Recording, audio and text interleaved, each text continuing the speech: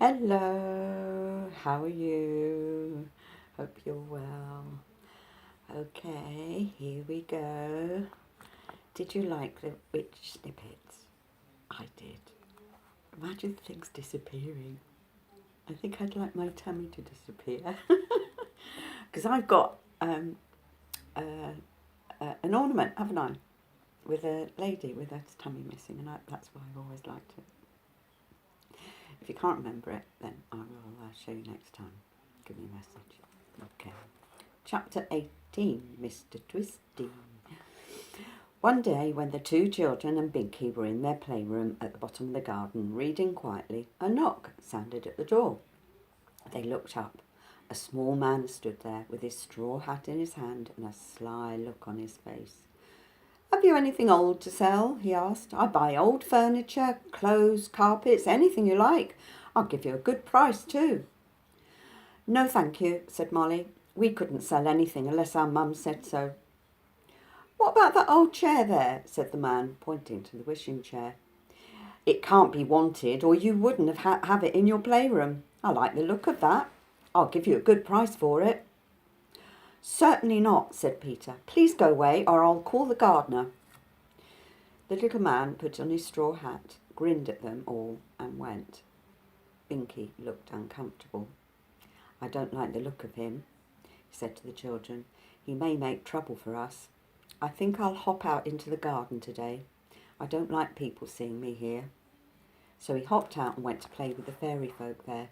And a good thing he did too, for in about 10 minutes Mum came down the garden, followed by the little man in the straw hat. "Are you there, Peter and Molly?" she said. "Oh, this man, Mr. Twisty, says he'll buy anything old, and he saw an old chair here he would like to buy. I couldn't remember it. Where is it?" Poor Molly and Peter. They had kept their wishing chair such a secret, and now the secret was out. They really didn't know what to say. Mum saw the chair and looked puzzled. "I don't remember that chair at all," she said. "I'll give you £2 for it," said Mr. Twisty. "'Tisn't worth it, but I'll take it for that." "That seems a lot of money for a playroom chair," said Mum. "Well, fetch it tonight and you can have it." "Oh, Mum, Mum!" shrieked the two children in despair. "You don't understand. It's our own, very own chair. We love it. It's very precious sort of chair." "Whatever do you mean?" said Mum in surprise. "It doesn't look at all precious to me." Well, Molly and Peter knew quite well that they couldn't say it was a wishing chair and grew wings.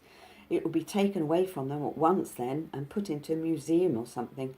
Whatever were they going to do? £2 for that dirty old chair," said Mr. Twisty, looking slyly at Mum. "Very well," said Mum. "I'll send for it tonight," said Mr. Twisty, and he bowed and went off up the garden path. "Don't look so upset, silly Billies," said Mum. "I'll buy you a nice comfy wicker chair instead." Molly and Peter said nothing. Molly burst into tears as soon as Mum had gone. "Oh, it's too bad," she sobbed. "It's our own wishing chair, and that horrible Mr. Twisty is buying it for £2. Binky came in, and they told him what had happened. He grinned at them and put his arm round Molly. "Don't cry," he said. "I've got a good plan." "What?" asked Molly. "I can get Mr. Nobbles, the pixie carpenter who lives out in the field over there, to make me a chair almost exactly like the wishing chair," said Binky. "We'll let Mr. Twisty have that one, not ours. He won't know the difference. He doesn't know ours is a wishing chair. He just thinks it's an old and valuable chair. Well, he can buy one just like it, without the magic in it." "Oh," said Molly and Peter, pleased. "Can you really get one made in time?" "I think so," said Binky. "Come along with me and see." So they squeezed under the hedge at the bottom of the garden and crossed the field beyond to where a big oak tree stood. Binky pulled a root aside that stuck out above the ground, and under it was a trapdoor. "You simply never know where the little folk live," said Molly excitedly. Binky rapped on the door. It flew up, and a bald-headed pixie with enormous ears popped his head out. Binky explained what he wanted, and the pixie invited them into his workshop underground. It was a dear little place, scattered with small tables, chairs and stools that the carpenter had been making.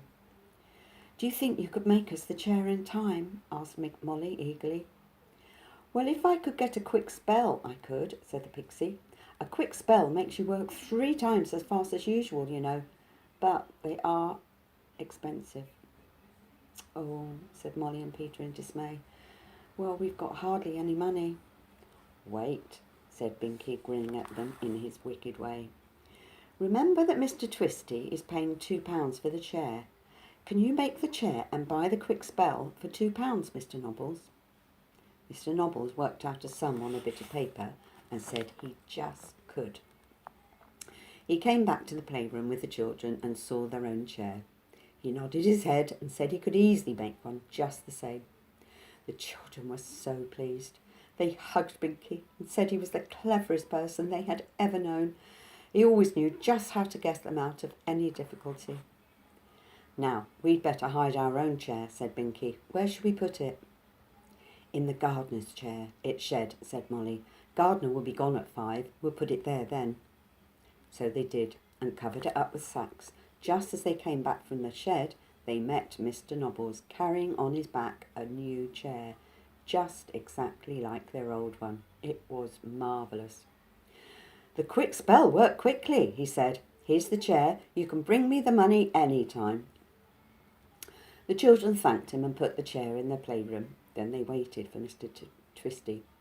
He turned up for it at 6:30, his straw hat in his hand and the usual wide smile on his sly face. "Ah, there's the chair," he said. "Here's the money. Thank you very much." He took the chair on his back, paid over the money and went whistling a tune. "Well, he's got a marvellous pixie chair for his money," said Binky, "but he hasn't got a wishing chair.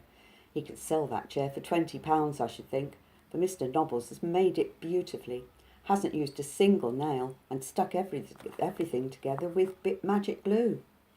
"And we've got our own dear chair still," cried the 2 children, and sat down in it for joy. Just then, Mum popped her head in and saw the chair. Binky only just had time to hide himself behind the sofa. "Why," she said, "the chair isn't sold after all. I'm quite glad, because it really is a pretty chair. I can't imagine how I came to let you have it in your playroom. I think I will have it in the house. Bring it up with you tonight, Peter." Mum went away again. Binky popped out from his hiding place and looked at the others in dismay. "Oh, I say, that's bad news. You'll have to do as you're told, Peter. Take the chair up to the house with you when you go tonight, and we'll try and think of some way out of this new fix. Oh dear, why can't we have our own chair?" So Peter took it up to the house with him, and Mum put it in the study. Suppose it grew wings there. Whatever would happen? Chapter 19. 2 Bad Children. Molly and Peter were very upset. Mum had got their wishing chair in the study, and if it grew its wings there, the grown-ups might see them, and then their great secret would be known.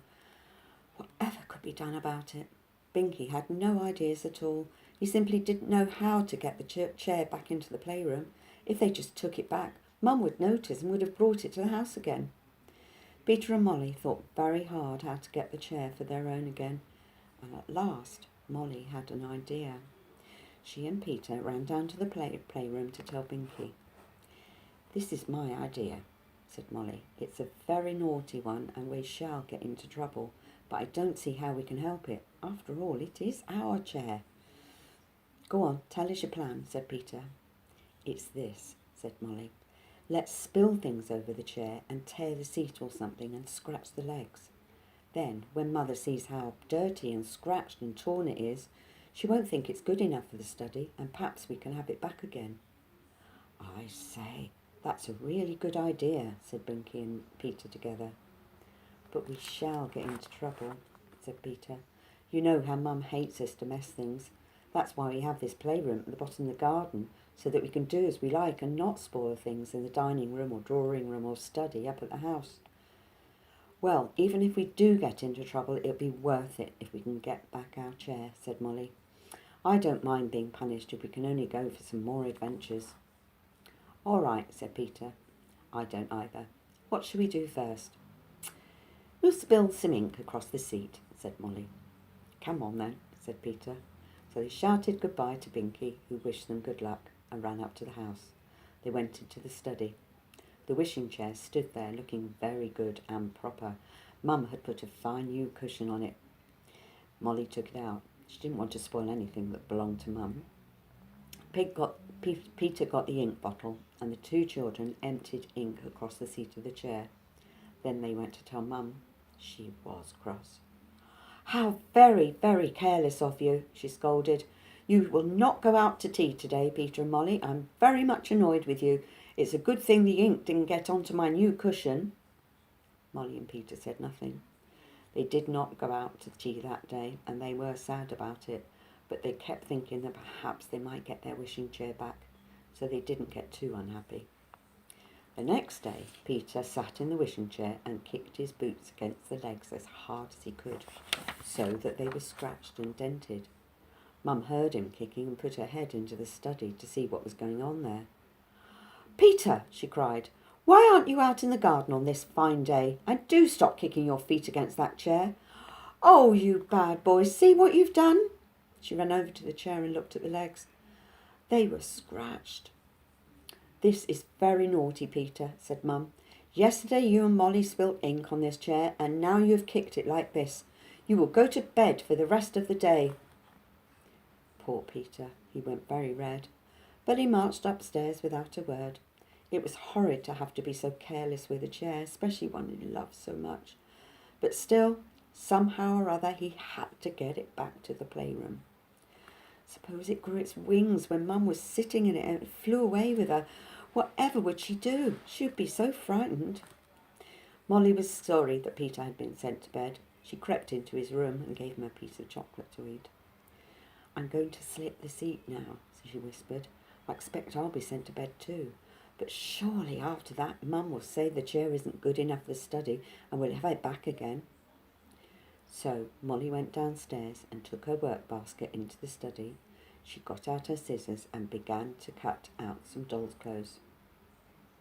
And then, oh dear, she ran her scissors into the seat of the chair and made a big cut there. We have a picture.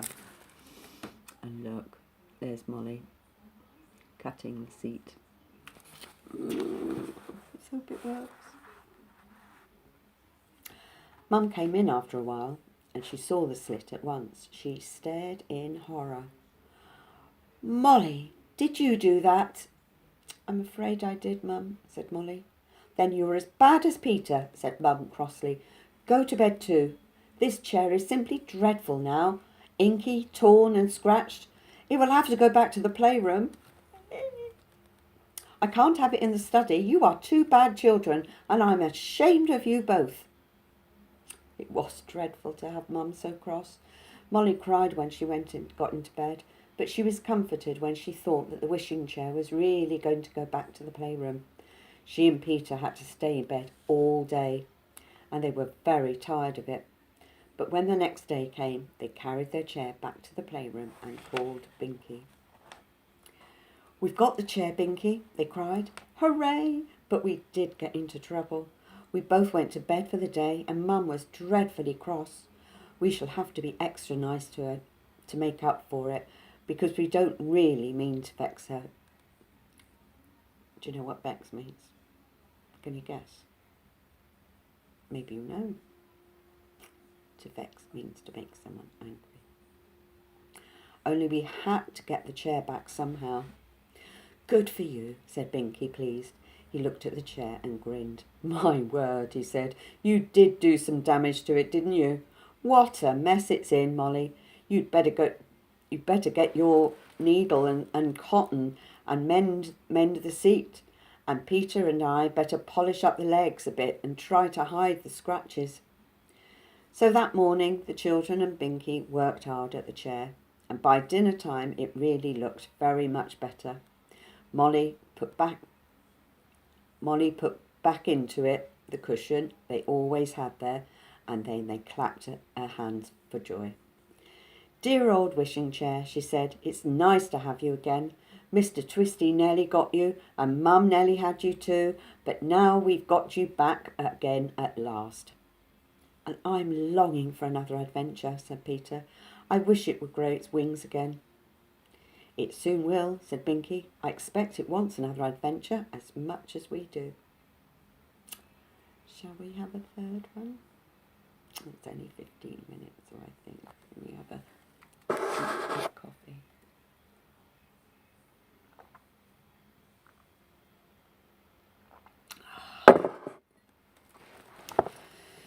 Right, chapter 20. The Horrid Quarrel. One morning, Molly, Peter and Binky were playing in the playroom at the bottom of the garden. It had been raining all morning, which was horrid in the summertime. The children and the pixie were very tired of staying indoors. They had played Ludo and Snap and Drafts and Snakes and Ladders and Dominoes. Now there didn't seem any other game to play, and they were getting cross and bored. "Cheer up, Peter," said Molly, looking at Peter's cross face. "You look like a monkey that's lost its tail." "And you look like a giraffe with a sore throat," said Peter rudely. "Don't be horrid," said Molly. "Well, don't you then," said Peter. "I'm not," said Molly. "You are," said Peter. "Oh, now be quiet, you two," said Binky. I don't like to hear you quarrelling. You only get silly." "Don't interfere," said Peter crossly. "You talk too much, Binky." "Yes, remember we've been given 2 ears, but only 1 mouth, so you should talk only half as much as you hear," said Molly. "Same to you," said Binky. "All girls talk too much." "They don't," said Molly. "How horrid of you to say that, Binky." "You're horrid this morning too," said Binky. "You're both horrid." "Well, if you think that, just go away and play somewhere else," said Molly at once. "We don't want you." "All right then, I will," said Binky, offended. And to the children's dismay, he got up and walked out of the playroom. "There, now see what you've done," said Peter, getting up. "Sent Binky away. Supposing he doesn't come back." He ran to the door and called, "Binky, hey Binky, come back a minute." But there was no answer. Binky had gone. There was no sign of him anywhere. "I do think you're horrid and silly," said Peter to Molly. "Fancy sending Binky away like that." "I didn't mean to," said Molly, almost in tears. "He was being horrid, so I was too. We were all being horrid." "I wasn't," said Peter. "Yes, you were," said Molly. "No, I wasn't," said Peter. "Yes, you were," said Molly. "I shall smack you in a minute." Now, said a voice, and Mum looked in at the door. "You are silly to quarrel like that. Uncle Jack is here and wants to know if you'd like to go with him to the farm. They have some puppies there and he wants to choose one for himself. Would you like to go and help him?" "Oh, yes," cried Peter and Molly. "We'll put on our macks and rubber boots and go with him." So off they ran, forgetting all about their quarrel and all about Binky too. They went to the farm with Uncle Jack and chose a lovely black puppy with him. Then back home they went, chattering and laughing, forgetting all about how horrid they'd been and enjoying their walk. It was dinner time when they got back. They had dinner and ran down to the playroom afterwards, meaning to ask Binky to play with them in the field outside the garden. But Binky wasn't in the playroom. Peter and Molly looked at one another and went red. "Do you suppose he really has gone?" said Molly, feeling upset. "I don't know," said Peter. "I'll whistle for him outside and see if he comes trotting out of the bushes."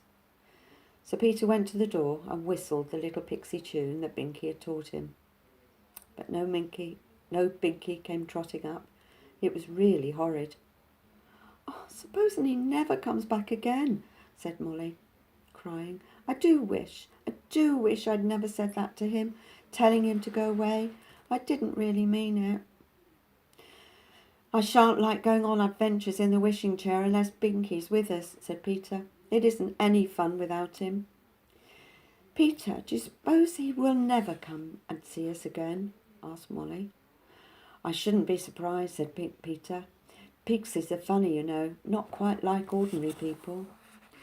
The two children wouldn't would have been very unhappy indeed if something hadn't suddenly happened to take their minds away from their disappointment. The wishing chair suddenly grew its wings again. "Look," said Molly excitedly, "the chair is ready to fly off again. Shall we go, Peter?" "Don't feel as if I want to, now Binky's not here," said Peter gloomily. "But Peter, I've got such a good idea," said Molly, turning to him. "Listen, let's get in the wishing chair and tell it to go to Binky's home, wherever it is. I expect he's gone back there. Don't you? Then we can say how sorry we are and ask him to come back again." "That's a fine idea," said Peter at once. "Come on, Molly, get in. We'll go at once." So the two children squeezed into the wishing chair. It had grown its 4 red wings around its legs and was lazily flapping them to and fro, longing to be off into the air once more. "Go to Binky's home," commanded Peter. The chair rose up into the air, flew out of the door, and rose high above the trees. It was fun to fly again. The two children looked down on the garden and field, and wished Binky with them, sitting in his usual place at the top of the chair. "I wonder where Binky's home is," said Peter. "He's never told us." "We shall soon see," said Molly. The chair flew on and on just above the clouds. Just below the clouds. Soon it came to the towers and spires of fairyland. Then suddenly flew downwards to a little village of quaint crooked houses, all of them small and all of them with bright flowery gardens. The chair flew down into one of the gardens and rested there. The children jumped off it at once. They went to the little red door of the house and knocked. "Won't Binky be surprised to see us?" said Molly. The door opened.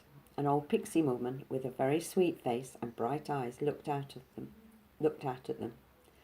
"Oh," said Molly in disappointment, "we thought this was Binky's home." "So it is when he's at home," said the pixie woman. "I'm his mum. Come in, please." They went into a neat and spotless little kitchen. Binky's mother set ginger buns and lemonade in front of them. "Thank you," said Peter. "Do you know where Binky is?"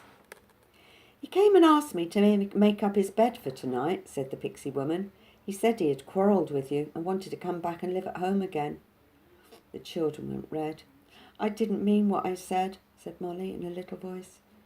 "I expect Binky was to blame too," said his mum. "He went out to buy himself a new handkerchief, and although I've been waiting for him, he hasn't come back. So I wondered if he'd gone back to you again." "No, he didn't come back," said Peter. "I wonder what's happened to him. We'll stay for a little bit, if you don't mind, and see if he comes back." But Binky didn't come back. But in a short while a round, fat pixie came running up the path and into the kitchen, puffing and panting. "Oh, Mrs. Twinkle," he cried when he saw Binky's mum, "a dreadful thing has happened to Binky." "What?" cried everyone in alarm. "He'd bought himself a nice new red handkerchief and was walking down the lane home when a big yellow bird swooped down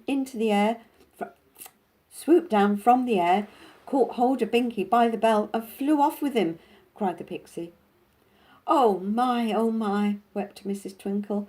"I know that bird. It belongs to the enchanter Clip-Clap. He always sends that bird out of his own out when he wants to capture someone to help him. Poor Binky."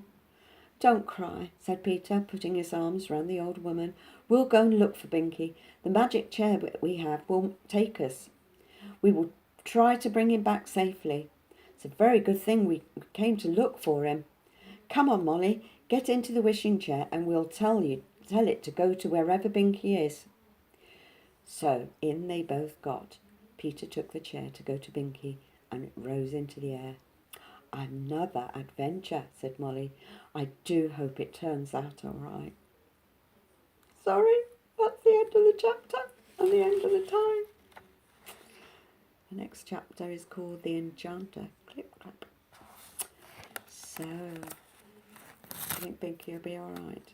Do you think they'll find him? Well, at least the chair had wings so they were able to fly to him. And I'm sure that the wet chair will find them. I hope you enjoyed that. Bye-bye. Love you loads. Mwah.